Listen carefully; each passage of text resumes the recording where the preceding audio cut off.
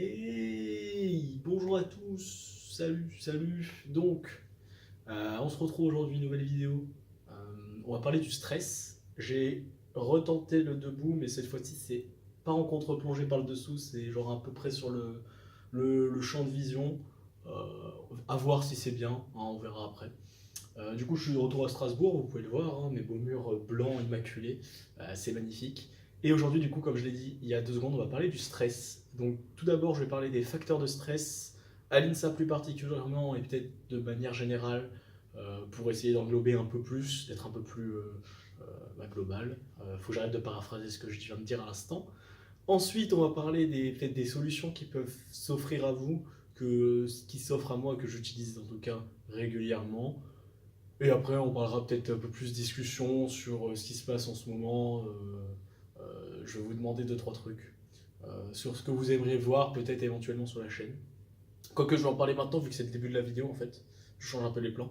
Donc, avant que la vidéo commence, je vais peut-être mettre. Je crois qu'il y a des options sondage sur YouTube, donc je vais peut-être mettre un sondage par là, pour vous demander est-ce que ça vous intéresserait que je fasse des vidéos avec des représentants entre guillemets de chaque spécialité de Strasbourg, de l'INSA Strasbourg, pour avoir peut-être une petite première présentation des spécialités, un avis intérieur, parce on n'y est pas encore, pour que vous sachiez un peu où ça mène.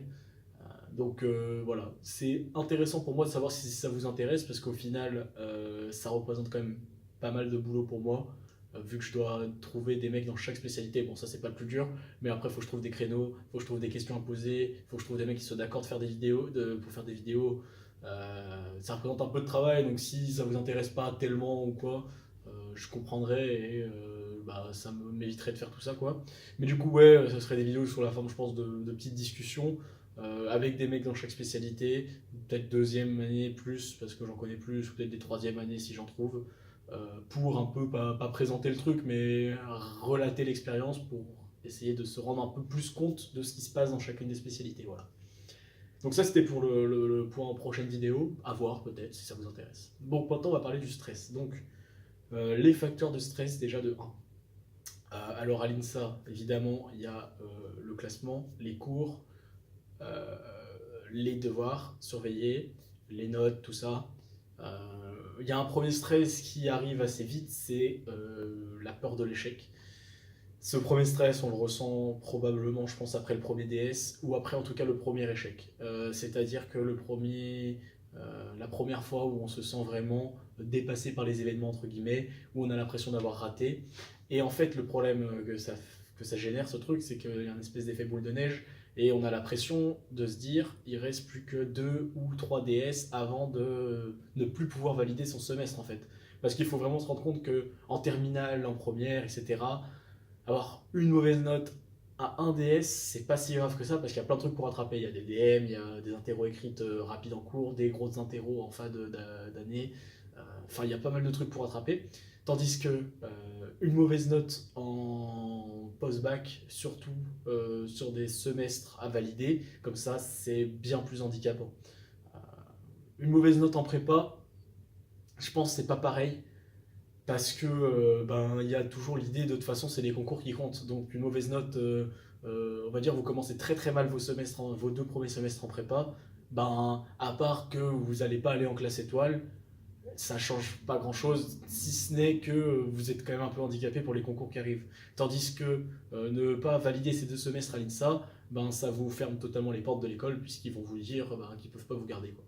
Du coup, il y a ce stress-là pour les gens un peu moins bons, on va dire. Ces mecs, enfin, il y a forcément des gens un peu moins bons qui se battent pour essayer de se maintenir ou passer au rattrapage ou redoubler. Après, il y a l'autre stress de ceux qui passent des concours ou qui veulent des spécialités, où ils se disent, voilà, la spécialité, il y a 10 places, je veux être dans ces 10 places, donc ils se mettent un stress eux-mêmes, en fait, un fardeau pour essayer d'accéder à leurs rêves. Est-ce qu'il y a d'autres facteurs de stress?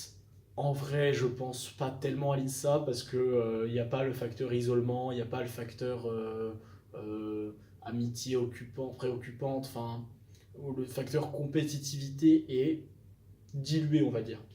Certes, il y a de la compétitivité, certaines personnes restent malgré tout euh, dans leur tête en compétition avec les autres, mais de manière générale, l'ambiance globale, c'est plutôt on est tous dans le même bateau, quoi. Enfin, J'ai vu personne refuser de donner ses cours à une personne qui avait oublié, ou refuser de donner un coup de main à quelqu'un s'il savait comment fonctionnait telle ou telle chose. L'ambiance générale reste assez soudée entre guillemets, et s'il y a un souci, il y a de quoi solutionner dans le groupe la promotion. Donc voilà. Donc ça c'est pour les facteurs de stress. Ensuite, les solutions possibles, en tout cas que moi j'utilise et qui sont envisageables, déjà c'est de changer un peu de mindset, j'ai envie de dire. C'est-à-dire que au lieu de voir tout en négatif, en mode j'ai échoué, je suis nul, j'aurai jamais ma spé, il faut que je batte les autres parce que sinon j'aurai pas ma spé, machin. Déjà, il faut éviter de se comparer aux autres. Ça, c'est, je pense, un des points les plus importants. Il ne faut jamais se comparer aux autres parce que ben, les autres, c'est personne par rapport à vous. Enfin, comparer deux personnes sur la base de performance scolaire, c'est quand même assez réducteur. Et ce qu'il ne faut pas vous dire, je suis moins bon qu'un tel parce qu'il a des meilleures notes. Il faut plutôt vous dire, cette personne-là réussit mieux dans ce domaine, tant mieux pour lui. Où est-ce que moi je réussis? Bon là, si vous souriez et que vous dites bah, moi je suis nul partout, non, ça n'existe pas, vous n'êtes pas nul partout. Vous avez peut-être des difficultés dues au fait que vous ne travaillez pas assez, vous avez peut-être des difficultés à apprendre, et ben ça se traduit par bah ok, je vais travailler davantage, et puis tant pis, j'aurai besoin peut-être de 5 heures de plus pour mieux comprendre un truc, mais à la longue, vous rattrapez quand même votre retard et tout va bien.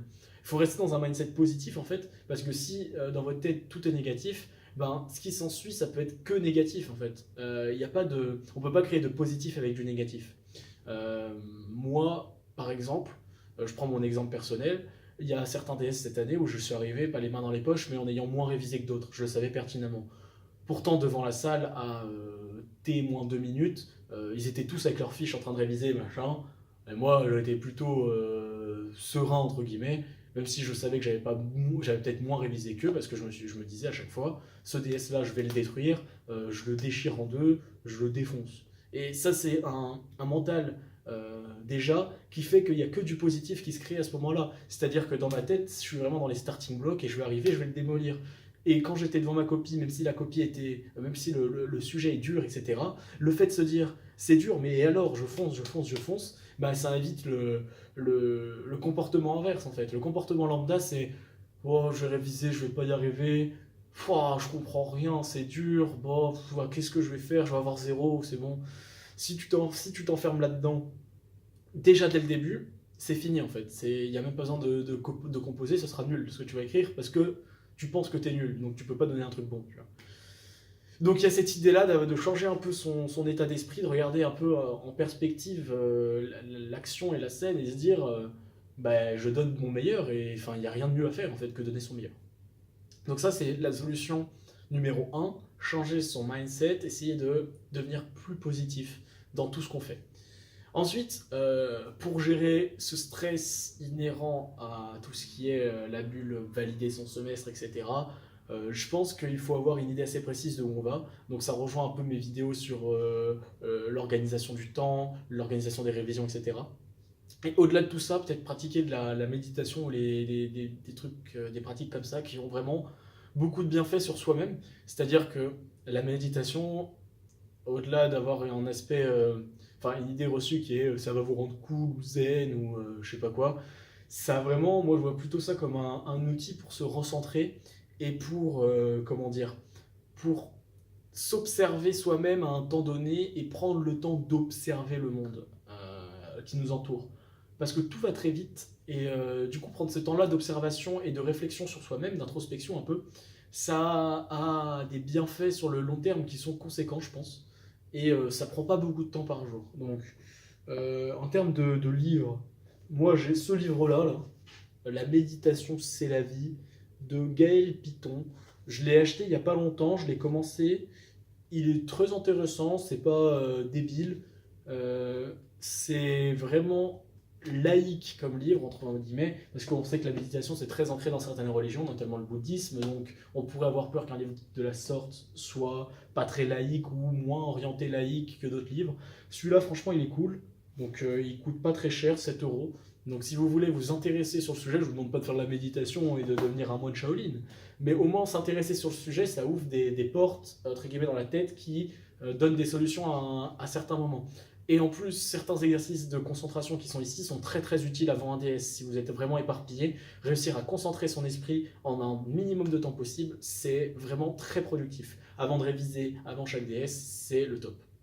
Donc ça, c'est pour la solution numéro 2, la méditation. Et puis la solution numéro 3, c'est comprendre vos échecs et essayer de ne pas reproduire vos erreurs en boucle. Euh, je donne certains cours, moi, à des élèves en première, seconde, terminale, et le gros souci que je vois à chaque fois, c'est qu'ils analysent jamais leurs échecs et la cause de leurs échecs. C'est des mecs qui ont des 8, des 6, des 7, qui pourraient avoir des 12 faciles, en ayant regardé juste une fois leur DS et en s'étant dit ah ok, j'ai perdu des points là, j'aurais peut-être mieux fait de faire ça avant ou machin.